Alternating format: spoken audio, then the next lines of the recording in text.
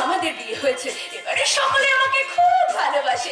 আকাশ তোমাকে দেখতে না পেলে পাগলের মতো ছটফট করে, আর আমি আকাশকে খুঁজতেই থাকি, কিন্তু সে কতক্ষণ হয়ে গেছে, গেছে তো গেছে, লোকটা রিপোর্ট আনতে এখন আসলে কিছু করে না। ও চলে এসেছে? হ্যাঁ চলে এসেছি, কিন্তু তোমার রিপোর্টে। হ্যাঁ রিপোর্টে কি? না মানে তুমি। আরে কি হয়েছে বলবে তো? তুমি ওই দেখো তখন থেকে তুমি তুমি করে যাচ্ছে। তুমি কি হয়েছে বলবে? মা হতে চলেছো। সত্যি? সত্যি সত্যি সত্যি। আচ্ছা এবার বলো তো, ছেলে হবে না মেয়ে? ছেলে। না মেয়ে। না ছেলে না মেয়ে। তোর মা কোথায় রে? আচ্ছা তোরা তো মামা বাড়ি যাবে। আরে যাবো, তুই তো মা এসে গেছে, আমার সঙ্গে কাকে এনেছে দেখো। ইনি কে গো মা? এই দেখ আকাশ, এই অন্ধ ছেলেটা আর একটু হলে টেনে পড়ে যেত। ভাগ্যিস ওকে আমি ধরে ফেলেছিলাম, বেচারার কেউ নেই জানিস, তাই ওকে সাথী করে বাড়িতে নিয়ে এলাম। ওকে ওকে তুই একটু থাকতে দিবি বাবা? আরে কেন দেবো না মা, কেন দেবো না? দেখো আমি তো একজন চোখের ডাক্তার, আর মানুষের দৃষ্টিশক্তি ফিরিয়ে দেবে আমার কাজ, তাই শুধু ওকে থাকতেই দেবো না, ও দৃষ্টিশক্তি আমি ফিরিয়ে দেবো। সঙ্গে দুটো খেতেও দেবেন তো? আরে নিশ্চয়ই।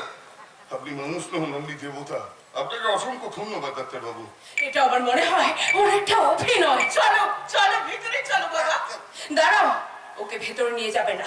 কেন অযথা ওকে এখানে এনেছো? এসব তুমি কি বলছো প্রকৃতি? তুমি কি ওকে চেনো? না না, আমি কি করে চিনবো? আসলে এরকম অচেনা অজানা মানুষকে বাড়ির মধ্যে নিয়ে যাওয়াটা ঠিক নয়। কার মনের মধ্যে কি থাকে কে জানে। সবাই দাঁড়াও দাঁড়াও, কি হলো? তুমি চলে যাচ্ছ কেন বাবা? আসলে বুঝতে পারিনি যে ধনির বাড়িতে এসে গেছি। কি করে বুঝলে?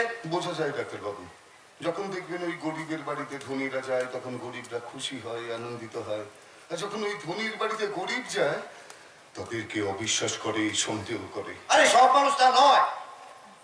তার প্রমাণ আমি তোমাকে দেবো। আমি চিকিৎসা করে তোমার দৃষ্টিশক্তি চাই ফিরিয়ে না, চাই না, চাই না। আমি আমার চোখের দৃষ্টি ফেরাতে চাই না ডাক্তারবাবু, একদম চাই কিন্তু না। কেন? যে প্রেমিক তার প্রেমিকাকে অন্য কারোর হতে দেখতে পারবে না, তার অন্ধ হয়ে থাকাই ভালো ডাক্তারবাবু। আমি অন্ধই থাকতে চাই ডাক্তারবাবু, আমি অন্ধই থাকতে চাই। তাই বলে অন্ধ হয়ে সারা জীবন বেঁচে থাকা যায়? না না, আমি তোমার কোনো কথা শুনবো না। দেখি তোমার চোখ দুটো দেখছো। চোখ দেখে কি করবেন ডাক্তারবাবু? এখানে তো কোনো যন্ত্রপাতিও নেই। আপনি তার থেকে আমার চোখের রিপোর্টটা দেখুন, সবকিছু ভালো করে ক্লিয়ার বুঝতে পারবেন। ভালো করে দেখুন। ও মাই গড, এ তো খুব সাংঘাতিক রিপোর্ট। কোনোদিন কোনোভাবে দৃষ্টিশক্তি ফিরে পাবে না। তার মানে সত্যিই সমাজ অন্ধ? ছেলেটা আমাকে ভালোবেসে না না, নিজেকে আজ সত্যি খুব অপরাধী বলে মনে হচ্ছে। আচ্ছা আচ্ছা, এইভাবে চোখে আঘাত লাগলো কি করে? আমি নিজেই আকন্দ পাতার রস নিজের চোখে দিয়ে অন্ধ হয়ে গেছি। কিন্তু কেন? বললাম না, একজনকে ভালোবেসে নিজের করে পাইনি বলে। যে প্রেম টিকবে না সে প্রেম করো কেন? আসলে বুঝিনি জানেন তো, আসলে বুঝিনি যে ভালোবাসা আর পাবলিক টয়লেট এ দুটোই সমান। মানে দেখবেন ওই যে ভেতরে আছে সে গন্ধের চোটে বেরোনোর জন্য ছটফট করে, আর যে বাইরে আছে প্রেসারের চোটে ভেতরে যাওয়ার জন্য ছটফট ছটফট ছটফট ছটফট করে। পরে বুঝলাম পুরুষের প্রেম করা সৌভাগ্য হলেও বিয়ে করা সৌভাগ্য সব পুরুষের হয় না। কেন দেখবেন, মেয়েদের ভালো বর পাওয়ার জন্য পুজোর বিধান আছে, ছেলেদের ভালো বউ পাওয়ার জন্য কোনো ব্যবস্থাই রাখেনি। যদি ভালো পুজো করলেই ভালো বর পাওয়া যেত, তাহলে আমার মৃত্তিকাদিকে কেন কেউ এভাবে তুলে নিয়ে চলে গেল? ও তো খুব শিবভক্ত ছিল। আরে এটা তোমার ভুল ধারণা প্রকৃতি। কারণ ইচ্ছার বিরুদ্ধে কাউকে তুলে নিয়ে যাওয়া যায় না। যায় যায় ডাক্তারবাবু, যায়। তা না হলে বলতে পারেন হাজার নিরাপত্তা সতর্কতা থাকা সত্ত্বেও কি করে জেলবন্দি কয়েদি মহিলারা গর্ভবতী হয়ে যায়? বলতে পারেন বিএসএফ তে নজরদারি এড়িয়ে কি করে গরু চুরি হয়ে যায়? হ্যাঁ তুমি ঠিকই বলেছো, আমার মনে হয় সেইরকম কোনো আশ্চর্য ঘটনাই ঘটেছে। মা তুমি একটা কাজ করো, তুমি গাড়ি দিকে বসো, আমি এক্ষুনি আসছি। অনেকটা দেরি হয়ে গেল, তাড়াতাড়ি যাও। হ্যাঁ যাই। আর শোনো, তুমি ওষুধপত্রগুলো ঠিকঠাক খেয়ে নিও, টেবিলে খাবার রাখা আছে খেয়ে নিও। আকাশ, আমি গাড়ি থেকে বসছি। হ্যাঁ চলো। দূর বাবা, ভালো লাগে না। এই শোনো না, তুমি তাড়াতাড়ি বাড়ি ফিরে আসবে তো? আমার খুব ভয় করছে। আরে বাবা ভয় করছি কেন? আমি তো তাড়াতাড়ি ফিরে আসবো। কারণ দায়িত্বটা যে আমার আগে থেকে আরো বেড়ে গেছে। আর তোমার গর্ভে এখন আমার সন্তান আসছে না।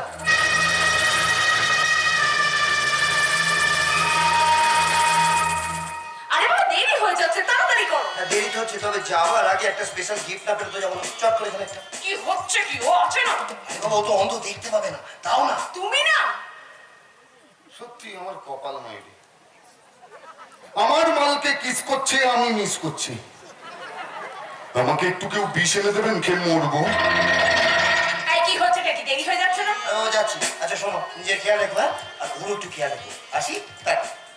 সাবধানে যেও। আপনি চলে গেলেন নাকি? আসলে ডাক্তারবাবু বললেন যে আমি নাকি আমার দৃষ্টিশক্তি কোনোদিন ফেরত পাবো না। তার মানে আমি কি আর ওকে কোনোদিন দেখতে পাবো না? কাকে? আমার প্রেম, আমার ভালোবাসা, আমার স্বপ্ন, আমার প্রকৃতিকে। জানেন, ওকে না একটিবার খুব দেখতে ইচ্ছে করে, এই বুকের মধ্যে জড়িয়ে ধরতে ইচ্ছে। যাকে পাবেন না, যে আপনাকে ছেড়ে অন্য কাউকে বিয়ে করেছে, তার জন্য মন খারাপ করে কি লাভ বলুন তো? ভালোবাসা তো আর লেট পেন্সিলে আঁকা ছবি নয় ম্যাডাম, যে রবার দিয়ে মুছে দেবো। এটা স্মৃতির মানুষ পক্ষে কল্পনা তুলিতে আঁকা, হাজার চেষ্টা করলো না তা মুছা যায় না ম্যাডাম, তা মুছা যায় না। আপনি দেখে নেবেন, আপনি দেখে নেবেন আমার অন্ধ ভালোবাসা সে উপেক্ষা করতে পারবে না, একটিবার হলেও না আমাকে সে জড়িয়ে ধরবে। কারণ আমি তার দেহ চাই না, দেহ চাই না তার, চাই পবিত্র ভালোবাসার ছোঁয়া। সমাজ এখানে কেন এলো? ও এখানে আসার পর থেকে আমার হৃদয় তো ব্যাকুল হয়ে উঠছে কেন? ইচ্ছে করছে ওর সব ইচ্ছেগুলো পূরণ করতে, ইচ্ছে করছে ওকে একটিবার জড়িয়ে। না না না না না, আমি তা পারবো না, কারণ আমি যে এখন বিবাহিত। আপনি চলে গেলেন নাকি? আসলে আমি তো অন্ধ, তাই সুইসাইডও করতে পারছি না। যাই হাঁটতে হাঁটতে কোনো একটা ওই হাইড্রেনে পড়ে মরে যাবো। না,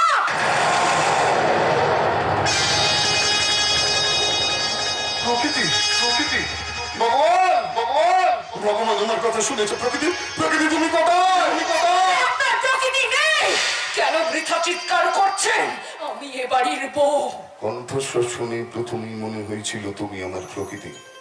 তা তোমার স্পর্শে না, তোমার স্পর্শে আমার বুঝতে বাকি নেই তুমি আমার প্রকৃতি, তুমি আমার প্রকৃতি। আসলে আপনি চোখে দেখতে পান না, তাই হয়তো এসব ভুলভাল বলছেন। ভালোবাসার ছোঁয়া বাতাসের মতন স্পর্শ করলে অনুভব করা যায়। আমি বুঝেছি তুমি প্রকৃতি, তুমি কেন অযথা চিৎকার করছেন বলুন তো? বললাম তো এখানে আপনার কোনো প্রকৃতি নেই। ও, আমি অন্ধ বলে অস্বীকার করছো তাই তো? কিন্তু অস্বীকার করতে পারবে তুমি হরিদেবপুর গ্রামের প্রকৃতি নও, তুমি মানব চৌধুরীর একমাত্র মেয়ে প্রকৃতি নও। না না না, বৌমা মিথ্যে বলছে কেন? ছেলেটি তো বৌমার কথাই বলছে। তার মানে বৌমার জন্য ছেলেটি আজ অন্ধ? ছি! বুঝেছি, আমি অন্ধ, তোমার বিয়ে হয়ে গেছে তাই অস্বীকার করছি। কিন্তু অস্বীকার করতে পারবে তোমার সঙ্গে আমার গোপনে দেখা হয়নি পার্কে, সিনেমা হলে। এরকম বাজে কথা বারবার বলে আমি কিন্তু এ বাড়িতে আপনাকে থাকতে দেবো না। চলে যাবো তাহলে, থাকবো না।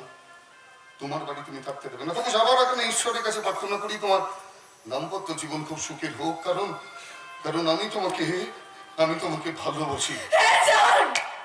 চমৎকার, চমৎকার বৌমা। ভেবেছিলাম ছেলেকে বিয়ে দিয়ে গায়ের খাঁটি মেয়েকে বৌমা করে এনেছি। আমার সে ধারণা ভুল। বাবা, আপনি ওকে তোমাদের সম্পর্কের কথা জানতে পেরেছি। বৌমা, ছেলেটিকে যখন ভালোবেসেছিলে বিয়ে করলে না কেন? তাহলে তো আজ ওকে অন্ধ হয়ে ঘুরতে হতো না। না না মশাই, আসলে আমি তো অন্ধ, তাই না ওনাকে না অন্য একজন ভেবে ভুলভাল বলে ফেলেছে। বিশ্বাস করুন আমি না, তুমি ভুল বলনি, ভুল বলেছে বৌমা। তোমার অন্ধত্বের সুযোগ নিয়েছে, ওর পরিচয় গোপন করেছে, ওই তোমার প্রকৃতি। তাই তো ভাবছি, ভালোবেসে বৌমা তোমার এত বড় ক্ষতি করলো, না জানি ছেলের বউ হয়ে ওর কত ক্ষতি করবে। আপনি এত চিন্তা করবেন না, কোনো ক্ষতি করবে না। খুব ভালো মেয়ে, ওর মতন মেয়ে নাই পৃথিবীতে পাওয়া যায়। খুব ভালো মেয়ে। কি হলো? কি হলো? আপনি এরকম চিৎকার করলেন কেন? কি হয়েছে? মেসমশাই, মেসমশাই, মেসমশাই। উনি আর কথা বলবেন না। কেন? উনি মারা গেছে। মারা গেছে? আরে এই তো মানুষটা আমার সাথে কথা বলছিল, হঠাৎ কি হলো? হঠাৎ? আরে বলুন না, আমি তো অন্ধ, বুঝতে পারছি আমি না। বুঝতে পারছি না ওনার কি হয়েছে। হে ভগবান, কি ভালো মানুষ ছিল, ফুট করে মরে গেল। এ কি? ওর মাথার নিচে তো রক্ত। রক্ত! খুন কে করলো? এখানে কেউ এসেছিল নাকি? তুমি? না, আমি খুন করিনি। আমি খুন করবো কেন? কিন্তু কে খুন করলো? তবে কি ও? না না, ও তো অন্ধ। তবে কি পড়ে গিয়ে মাথা ফেটে চোট লাগলো? আমি এখন বুঝতে পারছি না আমার কি করা উচিত। আমার এমন একটা পোড়া কপাল, চোখের সামনে একটা খুন হয়ে গেল, দেখতেই পেলাম না। ভালো মানুষটা মরে পড়ে আছে, একটু কপালে হাত বুলিয়ে দেবো, সেটাও পাচ্ছি না। এরপর সাংবাদিক আসবে, পুলিশ আসবে, তোমাকে ধরে নিয়ে যাবে। আমি সাক্ষী হয়ে তোমাকে বাঁচাতে পারবো না, কি কষ্ট হবে। পুলিশ আমাকে অ্যারেস্ট করতে পারে না। পারে পুলিশ সব পারে। আরে বাবা, এই দেশের আইনের চোখে কালো ফেতে বাঁধা, তাই তো সর্বদা ধরা পড়ে নিরপরাধ বোকা হাঁটা গাথা। তাহলে তুমি বলো না আমার কি করা উচিত। আমি বলবো? কোথায় কোথায়? এইদিকে, এইদিকে। এই একটা কাজ করে এই বাড়িটাতে আগুন জ্বালিয়ে দাও, দিয়ে আমার সাথে পালিয়ে চলো। চলো। না, আমি আমার শ্বশুর বাড়ির এত বড় ক্ষতি করতে পারবো না। ছোট দিকে করো, বড় ক্ষতি করতে হবে না। একটা বড় দিকে বস্তানো ডেড বডিটাকে পুড়িয়ে নদীর জলে ভাসিয়ে দিয়ে চলো, আমরা অনেক দূরে পালিয়ে যাবো। কেউ আমি তোমার সাথে কোথাও যাব না, আমি তোমার কোনো কথা শুনবো না। আমি জানি আমার স্বামী আমাকে বিশ্বাস করে, তাই তার জন্যই আমি অপেক্ষা করব। আমি আমার স্বামীর জন্য অপেক্ষা করব। তোমার স্বামীর বিশ্বাসে আমি বিষ ঢেলে দেবো, তাই হোয়াটসঅ্যাপে যা যা লেখার লিখে দিলাম। সমস্যায় আমাকে ক্ষমা ঘেন্না করে দেবেন। বিশ্বাস করুন, আমি আপনাকে মারতে চাইনি, শুধুমাত্র আপনি আমার হাতে মরে গেলেন। দেখুন, আপনার একটু ছোট্ট দোষ ছিল। যখন ওই সুন্দরী মেয়ের সঙ্গে ছেলে সম্বন্ধ করতে গেছেন না, তখন তো একটু খোঁজ খবর নিয়ে জানা দরকার ছিল ওই সুন্দরী মেয়েটার কোনো ঢ্যাংনা প্রেমিক আছে নাকি। শুধুমাত্র মরতে হলো। যাই হোক, ভূত হয়ে এসে আবার ভয় দেখাবেন না, ভূতে কিন্তু আমি বড় ভয় পাই। যতই হোক বয়সে বড়, আবার মরা, অসম্মান করাটা মনে হয় ঠিক হবে না।